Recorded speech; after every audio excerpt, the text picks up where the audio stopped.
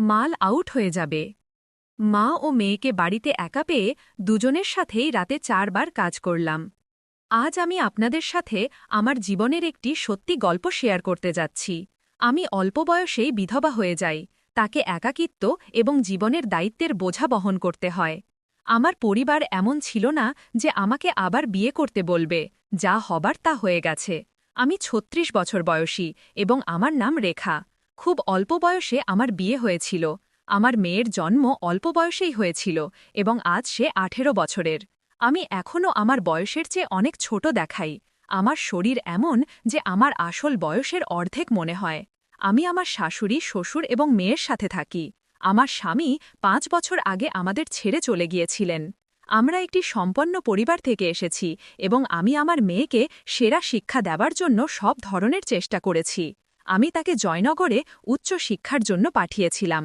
আমার শাশুড়ি বলেছিলেন, মেয়ে, কয়েক দিনের জন্য জয়নগরে গিয়ে তার পড়াশোনায় সাহায্য করো, যাতে তার কোনো সমস্যা না হয়। এইভাবে ২২ নভেম্বর আমি জয়নগরে পৌঁছালাম। আমার মেয়ে স্টেশনে আমাকে নিতে এসেছিল এবং আমরা দুজনেই তার ফ্ল্যাটে পৌঁছালাম।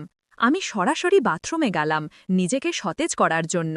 আমি নীল রঙের নাইট গাউন পরেছিলাম এবং নিচে কিছু পরিনি ছিল না।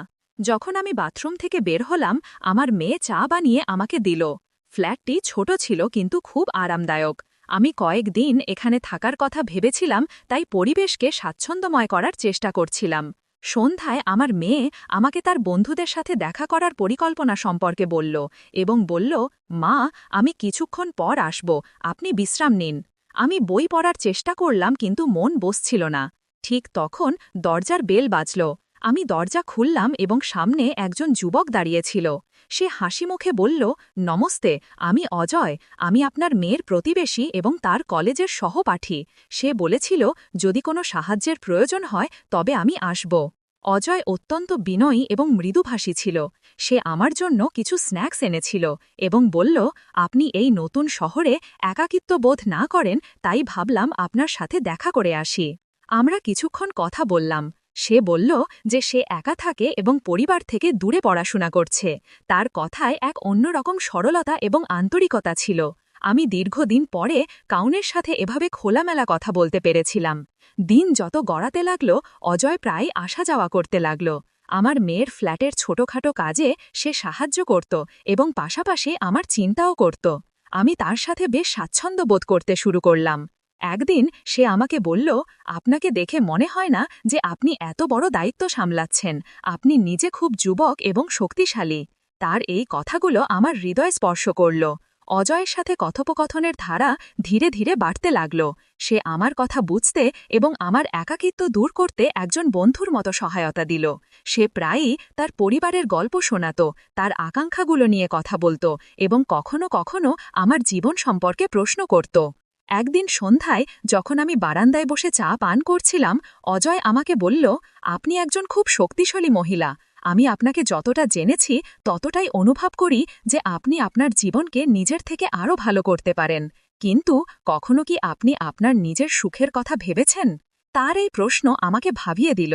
আমার জীবনের সুখের অর্থ শুধু আমার মেয়েই ছিল, কিন্তু আমি কি কখনো নিজের জন্য কিছু চেয়েছি? সম্ভবত না। অজয়ের সাথে সময় কাটাতে গিয়ে আমি অনুভব করলাম যে সে শুধু একজন যুবক নয়, সে এমন একজন মানুষ যে আমার অনুভূতি এবং হৃদয়ের গভীরতা বুঝতে পারে। তার স্নেহ, তার যত্ন এবং তার উপস্থিতি আমার ভেতরে আবার বেঁচে থাকার ইচ্ছা জাগিয়ে তুলল। একদিন সে আমাকে বলল, আমি আপনাকে প্রথমবার দেখেই অনুভব করেছিলাম যে আপনি কতটা বিশেষ, কিন্তু এই কথা বলার সাহস আজই পেয়েছি।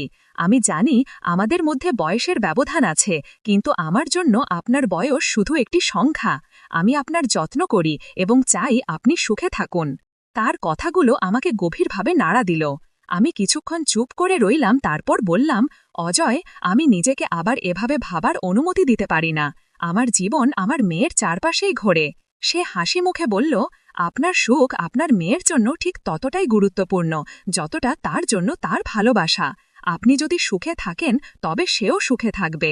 শুধু একবার আপনার হৃদয়ের কথা শুনুন। এটা প্রথমবার ছিল যখন কেউ আমাকে এভাবে কথা বলেছিল। অজয় আমাকে আমার একাকিত্ব থেকে বেরিয়ে আসার পথ দেখিয়েছিল। কিন্তু আমি কি আমার দায়িত্ব এবং সমাজের বন্ধন অতিক্রম করতে পারব? অজয়ের কথাগুলো আমার মনে এক ধরনের আলোড়ন সৃষ্টি করেছিল। আমি চাইলেও সেই কথাগুলো উপেক্ষা করতে পারছিলাম না। আমি ভেবেছিলাম, আমার কি নিজের সুখের কথা ভাবার অধিকার আছে? পরের কয়েকদিন আমি বেশ বিভ্রান্ত ছিলাম। অজয় আমার সাথে খুব স্বাভাবিকভাবে কথা বলত, কিন্তু আমি নিজেকে একটু দূরে রাখা শুরু করলাম। আমি চাইনি যে আমার মনে কোনো আশা জাগুক।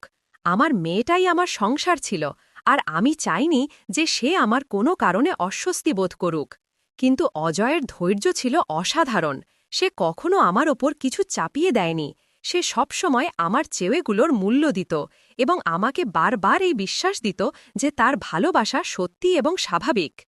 একদিন আমার মেয়ে আমাকে বলল, মা, তুমি কিছুটা বিচলিত দেখাচ্ছ। অজয় কাকাও জিজ্ঞেস করছিলেন তুমি ঠিক আছো কিনা। আমি একটু আশ্চর্য হলাম। অজয় কাকা? সে হেসে বলল, হ্যাঁ, সে আমার জন্য বড় ভাইয়ের মতো। সে তোমার খুব যত্ন নেয়। তুমি কি তার উপর রাগ করেছ? আমি আমার মেয়েকে জড়িয়ে ধরে বললাম, না বেটা, আমি শুধু আমার পুরনো দিনগুলোর কথা ভাবছিলাম। সেই দিন আমি বুঝতে পারলাম যে আমার মেয়ে কতটা বুদ্ধিমান হয়ে উঠেছে। হয়তো সে আমার জীবনে কোনো নতুন পরিবর্তনকে মেনে নিতে প্রস্তুত ছিল, কিন্তু আমি তখনও নিজেকে নিয়ে সন্দিহান ছিলাম। কিছুদিন পরে অজয় আমাকে বলল, আমি যদি তোমার বিভ্রান্তির কারণ হয়ে থাকি তাহলে আমি নিজেকে দূরে রাখতে পারি, কিন্তু এটুকু বলবো, তোমার সুখ আমার কাছে গুরুত্বপূর্ণ। তুমি যেমন আছো তেমনই আমার জন্য বিশেষ। শুধু এটা জেনে রাখো যে আমার চেয়েগুলো কখনো বদলাবে না। তার কথায় আমার চোখে পানি চলে এলো। আমি তাকে থামিয়ে বললাম, অজয়, আমি সব সময় অন্যদের জন্য বেঁচে থাকি, নিজের কথা কখনো ভাবিনি। কিন্তু এখন তুমি আমাকে ভাবতে বাধ্য করেছ যে হয়তো আমিও সুখী হতে পারি। সে আমার চোখের দিকে তাকিয়ে বলল, তাহলে শুধু তোমার হৃদয়ের কথা শোনো, বাকি সব আমি সামলাব।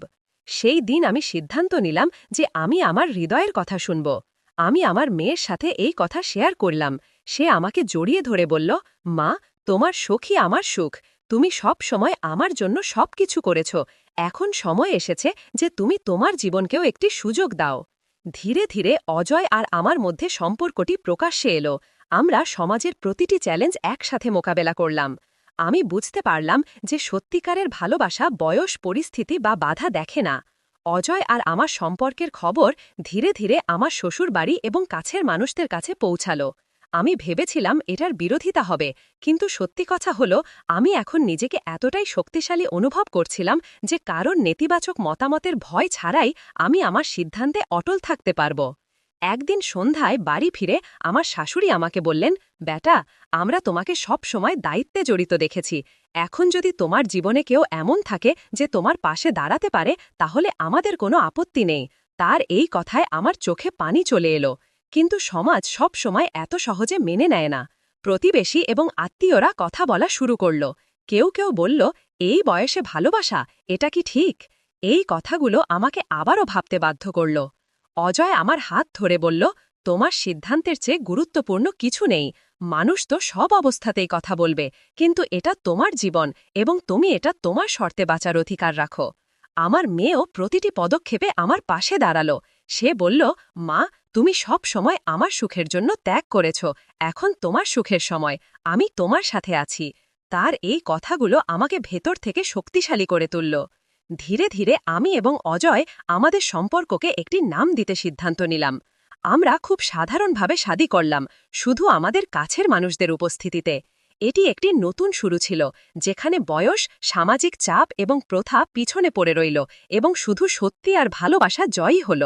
শাদীর পরে অজয় শুধু আমার জীবনকেই আলোকিত করেনি, বরং আমার মেয়ের জন্য একজন সত্যিকারের বন্ধু এবং গাইড হয়ে উঠল। আমাদের জীবন একটি নতুন দিকে এগিয়ে গেল, যেখানে আমরা একসাথে সুখ এবং স্বপ্ন ভাগ করলাম। এই গল্প আমাকে শিখিয়েছে যে নিজের জন্য দাঁড়ানো কতটা গুরুত্বপূর্ণ। সমাজের তৈরি নিয়ম এবং প্রথা সবসময় সঠিক নয়। সত্যিকারের ভালোবাসা এবং পারস্পরিক সম্মানের সাথে প্রতিটি চ্যালেঞ্জ অতিক্রম করা যায়। শাদীর পরে অজয় এবং আমি একটি নতুন জীবন শুরু করলাম।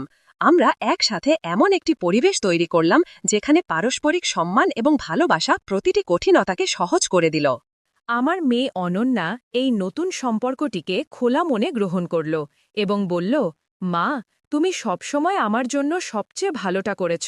এখন আমি চাই তুমি তোমার সুখকে পুরোপুরি উপভোগ করো। অজয় অনন্যার পড়াশোনায় তার পূর্ণ সমর্থন দিল। সে তাকে ক্যারিয়ার বেছে নেওয়ার পথে গাইড করল এবং একজন বড় ভাইয়ের মতো যত্ন নিল। তাদের মধ্যে সম্পর্ক ধীরে ধীরে এতটা শক্তিশালী হয়ে উঠেছিল যে অনন্যা তার প্রতিটি কথা সর্বপ্রথম আজয়ের সাথে শেয়ার করত। একদিন আজয় আমাকে বলল, আমরা একটি পরিবার গড়ে তুলেছি এবং এটি আমার জীবনের সবচেয়ে বড় সুখ। কিন্তু আমি চাই তুমি তোমার আগ্রহ এবং স্বপ্নকেও এগিয়ে নিয়ে যাও। তুমি সব সময় অন্যের জন্য বেঁচেছ, এখন সময় এসেছে তুমি নিজের জন্য কিছু করো। আমি আজয়ের কথাকে গভীরভাবে নিলাম। দীর্ঘদিন ধরে আমি আমার পড়াশোনা এবং আগ্রহগুলো ভুলে গিয়েছিলাম। আমি আবার পড়াশোনা শুরু করলাম এবং একটি স্থানীয় প্রতিষ্ঠানে কাউন্সেলর হিসেবে কাজ শুরু করলাম। মানুষের সমস্যা শোনা এবং তাদের সমাধানে সাহায্য করা আমাকে আনন্দ দিতে শুরু করল। আমার এই পদক্ষেপে শুধু আমার আত্মনির্ভরশীলতা বাড়ল না, আমি অনুভব করলাম যে আমি আমার পরিবারের পাশাপাশি সমাজের জন্য কিছু করছি। অজয় সব সময় আমার পাশে দাঁড়িয়েছিল।